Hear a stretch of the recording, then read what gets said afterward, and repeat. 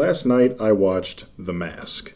Great movie, really fun. But after watching it, I wanted to check out the director Chuck Russell's IMDb page, and it all came back. The Rock's appearance in The Mummy Returns is one of the most well-known digital effects of all time, and not for good reasons. However, somehow after The Mummy Returns, the very next year, we got The Scorpion King, the movie. Now, my theory on this, and I haven't done any research yet, so I'm just conjecturing, I feel like maybe The Rock went to someone in a position of power and said, I want to do a movie where I'm the star and the main character, not just the bad guy. And thus, theoretically, The Scorpion King was born. That's when I discovered Scorpion King 2, and 3, and 4, and also a 5th film. Then every part of me seemed to scream out at once, why? Why are there 5 of them? Why are there 5 of them? Why are there Since there's 5 films, I think that's going to be like 10 hours of content, and 10 hours can actually fit inside of a day. So to make this even more stressful and annoying, I'm going to watch them all back to back. This is the Scorpion King Marathon. I went and got myself the Scorpion King 5-disc set. Sounds kind of loose in there. Get the disc out. And it's in there backwards, of course. There they are. Good God. Cool, dude. It's sick. Oh my God. I'm hoping that these have some of that DVD extras, some of that behind-the-scenes stuff. No, it does not have the behind-the-scenes content. You just get this fucky little menu. You can like put on subtitles and shit, and then it just plays the movie. I'm about to start the first Scorpion King movie. I feel okay about it. I don't feel okay about the 10 hours I'm going to spend doing this, but here we are. The Scorpion King 2002 is honestly not too terrible. I am looking at it as a schlocky B movie, so I'm not saying that it's a great piece of cinema or anything, but as a schlocky action movie, it's really not too bad. There's some fun action scenes, there's some funny moments. The Rock, even, isn't too terrible in this movie. This is a role that fits him. I don't think it's a secret that he's not a great actor, but, as big muscle man, that works. It turns out that works just fine. Unfortunately, I must say, it is the best one of the series. We start with the absolute high point. The bad guy just got the future-seeing lady back, and she can't see the future no more, and he's like, I know you can't see the future no more, and she's like, yeah, I can, and he's like, oh, really? And they just play the fucking ball in the cup game with snakes. He puts snakes in vases. It's like the ball in the cup game. Fucking. Oh, and I like Michael Clark Duncan in the movie, too. He was fun. I always like watching him. He's cool. He's big. It's just a fun little action movie. Fun little schlocky flick. I'll kill half, you kill half. All right? I'll kill them all. As to why the film was made, I think you can make a pretty good argument for it being a springboard for The Rock's Hollywood career. This is his first leading role. Executive producer Vince McMahon. And behind the scenes, they explained that we've actually built this Gomorrah town square, but the basis of the set is a series of steps and columns, which was actually from the film Spartacus. So you have rich money man Vince McMahon, who wants to get The Rock into Hollywood, which doesn't seem to be a terribly uncommon tactic for the WWE, WWF, as outside of The Rock, you also have John Cena, Batista, and back in the day, long ago, they tried to get Hulk Hogan into a bunch of movies. Listen to how they talk about The Rock in this promotional material. There's kind of a vacuum in the action world in the last couple of years. You can just tell the rhythm of this when it's time for somebody new. The Rock's come on the scene at a very opportune time. We can use somebody very exciting in this field who can carry a story. I think this guy is the next action hero. You heard it right here from me. And of course, Michael Clark Duncan is in the film as well. Michael Clark Duncan, he's got the biggest, most wonderful vibe of any actor I've ever worked with. The Rock and Michael Clark Duncan were actually longtime friends before filming ever began. So it just makes sense to get him in on this, to add in even more star power. I think in life we're always looking for growth, we're always looking for change. I know how I am personally. This was a chapter in my life that I wanted to begin. Listen to what old Vinnie Mac himself says about The Rock. The nice part about Rock, and especially in this film, is you get to see different dimensions of him. He's not just this one-dimensional, pardon the expression, ass-kicking character. You know, I mean, you get to see there's a sensitive side of him. You know, there's emotion there. You know, there's humor. So you get to see it all in this film with The Rock. It's almost like an advertisement. Like this movie is The Rock's portfolio to apply to bigger Hollywood films and become a star. And as we know, it kind of worked. Who can't fall in love with Rock? He's a sexy guy. Since the movie was also financially successful, as far as I can tell, they took that IP, the Scorpion King IP, and whoever owned it at that point decided to just keep milking it. Just finished the first Scorpion King. Oh my god. That was fucking hilarious. I did not expect to enjoy that much. Really entertaining opening scene of him killing people. He shoots dudes with his bow and they fucking like go flying through the air. You can predict every single plot point. There was nothing that was surprising. Every single thing, you know what's going to happen before it happens. But it was fine. The soundtrack is hilarious. You got like this grungy butt rock. The fucking credit song is Godsmack. This is like a solid 6 out of 10. Like, it was fine. Can't wait to see what happens next. I'm really looking forward to The Rock's next adventure in Scorpion King 2. It's time for Scorpion King 2. Rise of a Warrior. Look at this absolute moron. He has no idea what he's about to get into.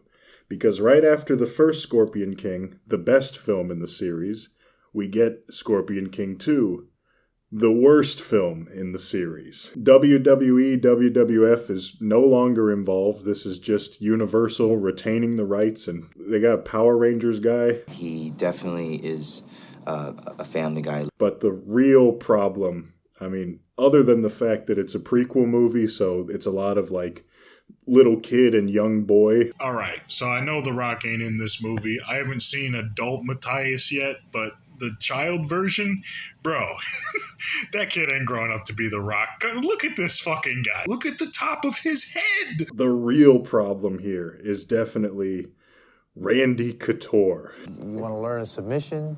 Yeah, submission. Like? Okay. Yeah, well, pretty standard submission is get here, and then from here I can... Oh my god. This is the worst actor on the planet. What were they thinking? Feeling smaller without your special sword? I had a lot more to say while watching this one, and I didn't care to pause the movie while I was doing it, so... Fucking Joe Rogan playing as Sargon of Akkad just went... King Hammurabi! They make a mockery of the ancient games and insult me? King Hammurabi! Fucking this sucks. Rogan's over here fucking stopping spears with mind powers. This shit sucks. Minotaur looks terrible. This is like fucking sci-fi original movie. I'm an hour 13 into the second movie when they're leaving the underworld, and the guy that doesn't quite make it in time straight up turns into like a overbaked compressed meme. Like his colors just turn into like static, and it straight up looks like the fucking like...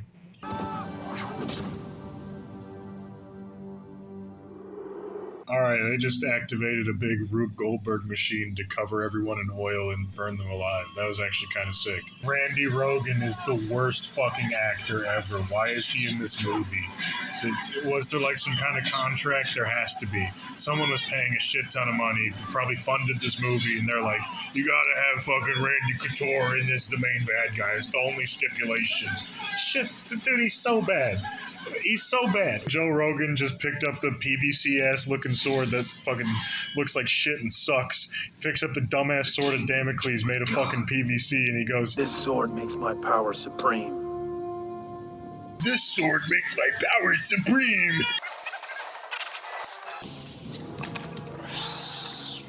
So the big fucking Joe Rogan scorpion leaps at him and he holds the sword up and goes, "This is my father." But it's totally ADR'd, like his teeth are together the whole time and his lips barely move. His big, epic, badass final line is fucking ADR'd, dude. Come on. Would you guys be keen to come back for more, and are there plans to do that? I think that there definitely can be. Yeah. There's so much space to add to. I don't.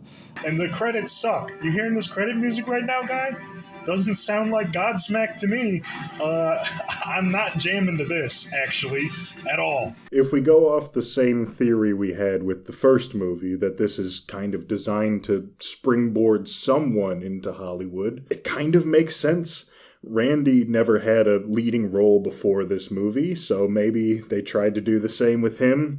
And the Power Rangers guy, I don't know, he's like fine. He'd be fine on the Disney Channel, and I think he has been on the Disney Channel, but he seems to just be obsessed with martial arts. Well, for me, having a background in fighting, it's really a choreography. It's like a dance.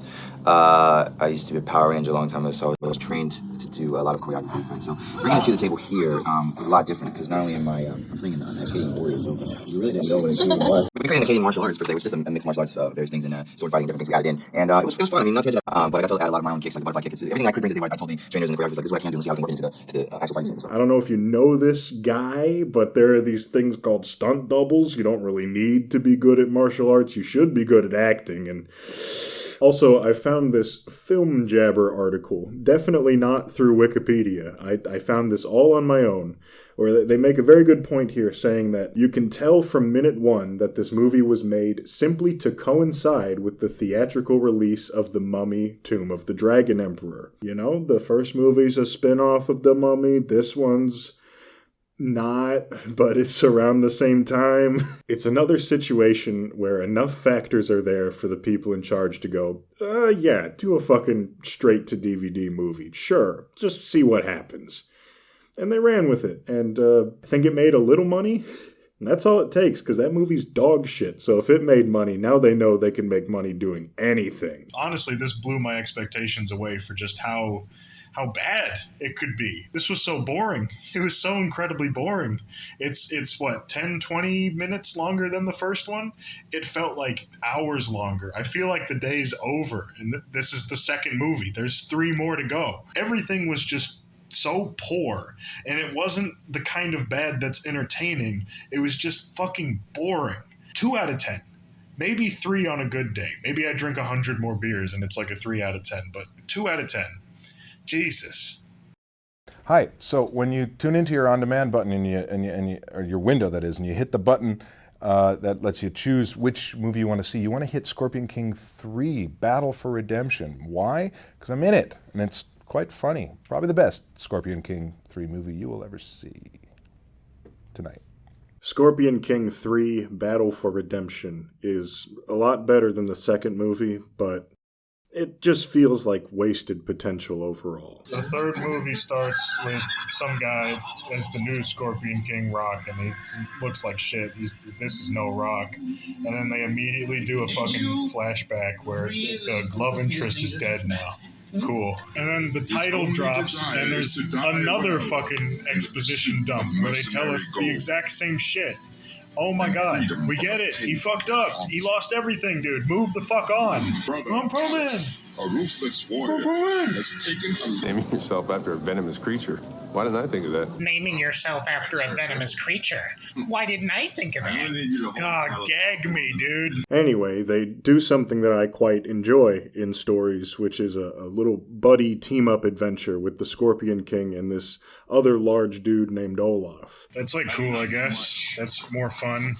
I like a good bro journey. I would have really liked to have seen more of their relationship, seeing it blossom, because they do kind of go from reluctant teammates / enemies to kind of more friends by the end, but you don't really see enough of that for it to feel justified, and you don't get enough of their camaraderie to really make the whole buddy adventure satisfying. You know, when I want to enjoy a story that's about two cool dudes going on an epic adventure, I want to see more of their banter, more of their fun, more interesting things that come out from the clashing or perhaps synergizing of their personalities. You know, I want to see more of their bond grow and develop, but you just don't really get too much of that in this movie.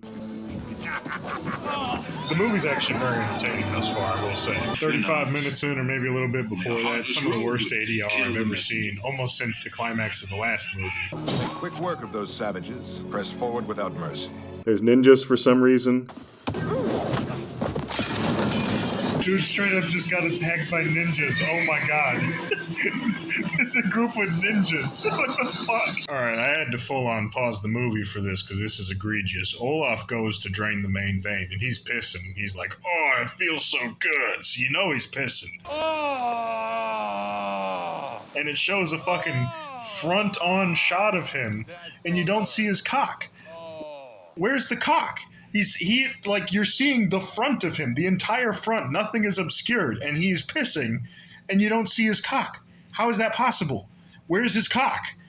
Where's his cock? The ninjas are very weird to me. I feel like whoever made this movie is a bit of a weeboot, because they established that these guys are, like, really fucking strong early on, and then they just get absolutely fucking shit on by the ninjas in every scene. I don't get it. Like, are they great warriors, or are the ninjas just like that fucking good? Like, then you two came along. Feels like a bit of wankery. While it was somewhat enjoyable, I don't know if that's because I was already pretty drunk at this point and had just watched the worst movie of the series or what, but I'm not entirely sure I would watch this one again. I don't think I would enjoy it too much on a repeated viewing. I am Agumel. Bro, this dude just summoned fucking Dave Bautista in Shao Kahn cosplay. That's crazy. Kimbo Slice. The acting's bad, but this is entertaining. But overall, again, it's just okay. I have come as their king. Batista is in this one, and in a behind-the-scenes interview where he looks like this for some reason, he kind of says what I've been thinking this whole time. What attracted me to the film was, being a fan of the original Scorpion King, and also, because The Rock, who transitioned from wrestling into acting, and his first major breakout film being Scorpion King. I mean, when the role was offered to me, I jumped all over it. So perhaps it's a bit of a springboard for him, although he wasn't really a super main character in this movie, but as we all know, he's gone on to have quite a successful film career, so maybe this played a part in that. Maybe it was just to milk out some money, probably mostly just to make some money. I just finished Scorpion King 3. A lot better than the second one. It wasn't great. I like the buddy aspect, Matthias and Olaf teaming up. They tried, but it's just not quite there. The main villain is like a memester. He's like kind of funny, but sometimes it just doesn't work. I find it so ironic that soon he too will become part of this text. It's the Book of the Dead. They had a decent idea, and the execution is just not quite there. But I do have to give them the respect. This is the third film in a spin-off series, and it's not as bad as the second one. So, like, hey, I'll take it. Honestly, either 4 or 5 out of 10 on this one, I'd say. 4 or 5 out of 10, somewhere in there. Again, better than the second movie, much more tolerable, much more watchable, flew by much faster, but still by no means on the level of like an actual good film. Certain scenes are pretty fun, but overall just kind of feels like missed/wasted potential just a little bit. Could have been a bit better. 4 or 5 out of 10 for me on that one. What do you think you're doing in my palace?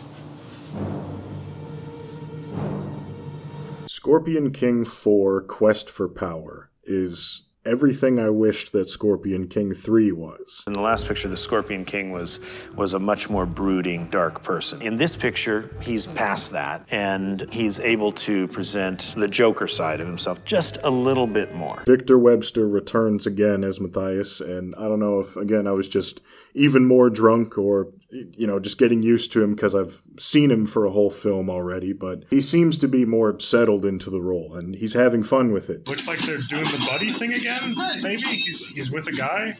The guy might die in this scene. I don't know yet. This is the first scene.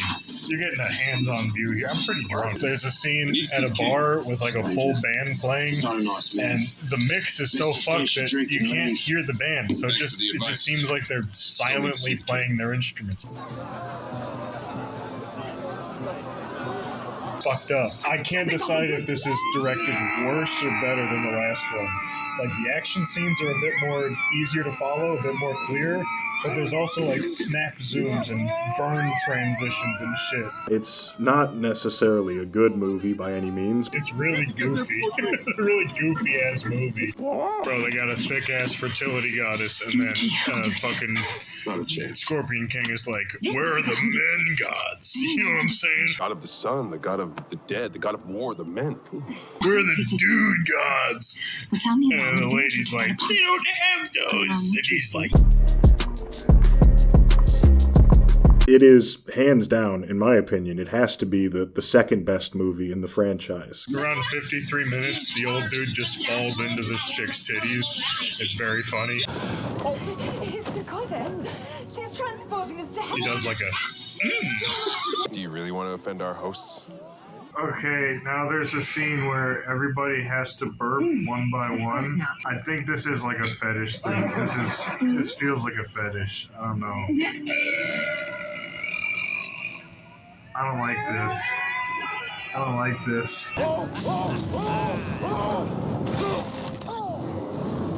There's kind of a dynamic of magic versus technology that plays out in the plot. Not super well, because the ending MacGuffin is just like a magic crystal helmet that does something, gives you like god powers or something. I don't know. It does what the plot needs it to. Whatever. Again, not a super high quality film, but very enjoyable. Dude, he's genuinely fucking playing hopscotch across the room. He has to fucking play hopscotch to get past the trap. And he's playing hopscotch while the old man is dying. It's cutting back and forth between hopscotch and old man death scene. I could definitely see myself rewatching this one with the boys and some beers. If we did a Scorpion King 2-parter with the first movie and the fourth movie, I think it would be just fine. Because this movie continues the tradition started by the previous film, in which the Scorpion King loses everything at the start and has to start over. So it doesn't really matter what happened before, you just kind of go along and enjoy the adventure. This is probably a deeper shift into just trying to milk the IP at this point. I feel like maybe they knew Scorpion King's kind of dead as the property it once was, and that allowed them to have some more freedom and some more fun with it, which honestly overall was for the better. There are some recognizable names in here, like Lou Ferrigno. Nothing would stand in my way, and then they knew, like Victor Webster, that they had a problem to deal with me, because it was like fearing for their life. But in terms of springboarding, I don't know. I feel like this was just to try to get some extra dollars out of the franchise. But perhaps there's a more sinister meaning lurking underneath. That was okay. It was definitely going for a much more comedic angle. It was much goofier than the previous films. It hits sometimes, misses sometimes, but generally the goofy vibe lent to a more entertaining experience, I felt. I would say this is probably better than the third film, most certainly better than the second film. Probably in that 5 out of 10 range, just about. Maybe edging onto the 6, but not quite. Just a little too middle of the road to really rise above, but still a goofy ass movie overall. Goofy out of 10. It's almost over. One more and it's gonna be really good, I just know it. The Scorpion King, Book of Souls, is a nothing movie. It means nothing, and I felt nothing while watching it. It continues the tradition once again of Matthias losing everything. Now he claims to just be a blacksmith. The Scorpion King is a spin-off. I think we date back about 10 years earlier from the character you see in The Mummy Returns. The new Scorpion King sucks. Oh my god. They should have got the last guy back. I'm sure he just didn't want to fucking do it at this point or something, but like, this is just some guy. What the fuck?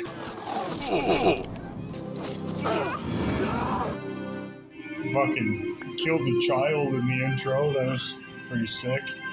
He shed a single tear. Is he gonna die? No, he's just getting knocked out. Okay. He's not big. He's not intimidating. He has no aura. Not really a convincing Scorpion King. Villains like this evil magic dude with a cursed curved sword I don't give a shit about is...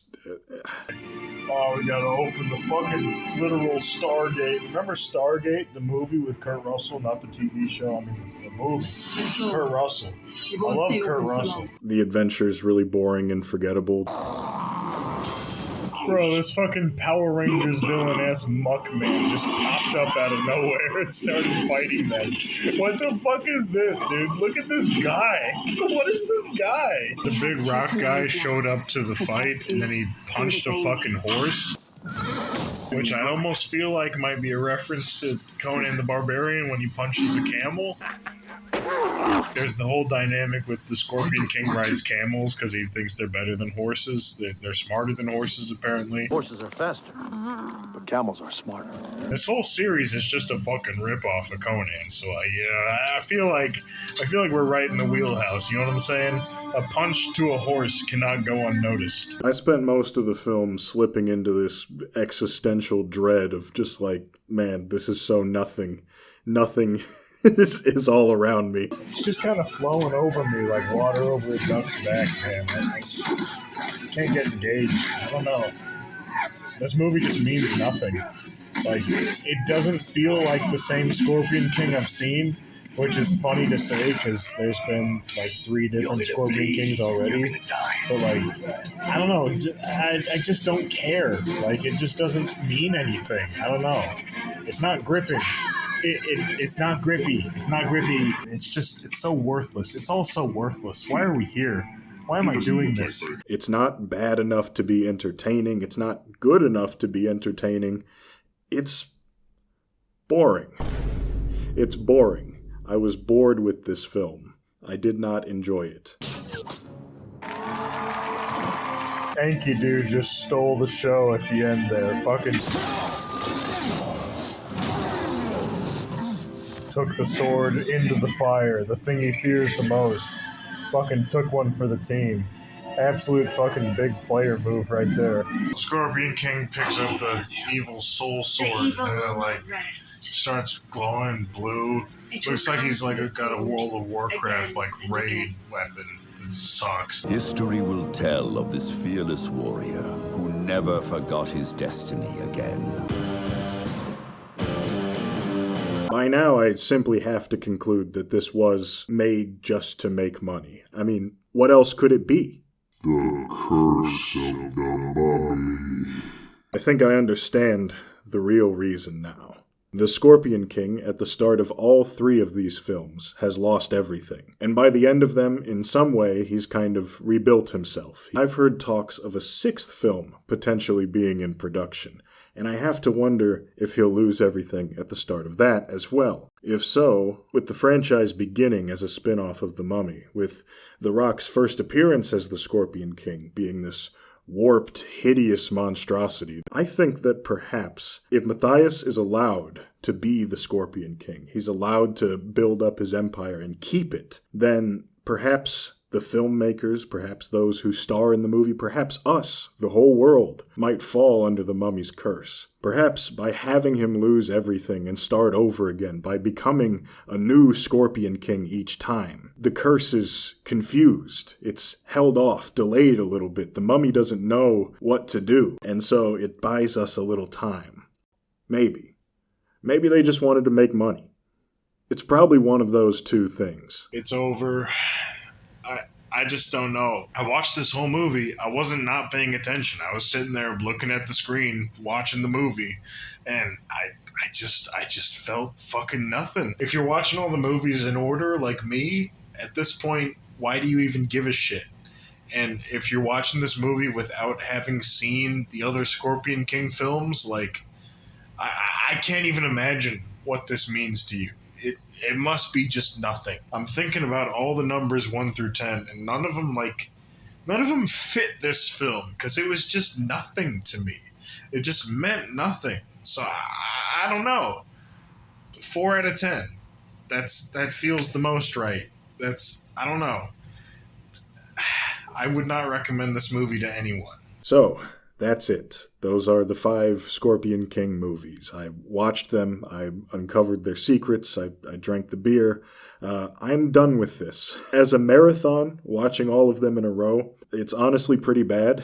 I would not recommend it. Having the first movie be the best one, followed immediately by the second movie being the worst one, it kind of front loads the marathon in an odd way that might make you feel like you're an insignificant speck drifting in the void by the end. Maybe watch them in reverse order. That might be fun. End on The Rock. That I think that'd be pretty good.